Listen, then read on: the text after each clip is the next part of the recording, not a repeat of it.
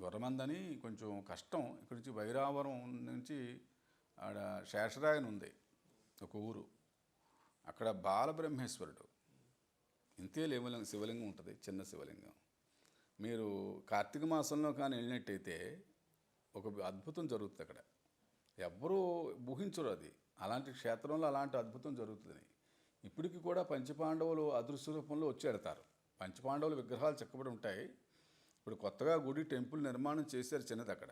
Original శివలింగం అయితే మాత్రం ఇంతే లింగం. ఆయనకి ఏంటంటే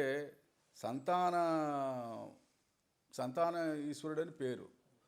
ఎవరైనా సంతానం లేని వాళ్ళు చేయి పడితే బడబడబడబడా చేయి నిండిపోతాయి ఆ నీళ్లు.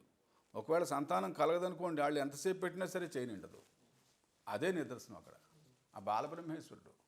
ఆ బాలబ్రహ్మేశ్వరుడు గుడి గురించి మహత్యం ఏంటంటే, అప్పుడు గొరగేదులు అంటే చాలా దారుణమైన అడవి దొన్నలు వచ్చి ఆ ఊళ్ళ మీద పడి స్వైరవ్యవహారం చేసి మొత్తం జనాలను చంపేసి మహాబాధ పెడుతుంటే వాళ్ళు తపస్సు చేశారు. ఆ ఋషీశ్వరులు ఈశ్వరుడు గురించి చేస్తే ఆయనే ఒక కుర్రాడు రూపంలో ధరించి వచ్చి వాటిని తగిలేశాడు దూరంగా. అక్కడ వెలిశాడు ఆయనే అని కథ ఉంది. బాలబ్రహ్మేశ్వరుడు అది ఆ గొరమంద క్షేత్రం. ఆ గొరమంద క్షేత్రం అద్భుతం. కానీ పట్టపగలు కూడా చీకటిగా ఉంటుంది. దారుణమైన అడవి, పట్టపగలు చీకటి, గాఢాంధకారం.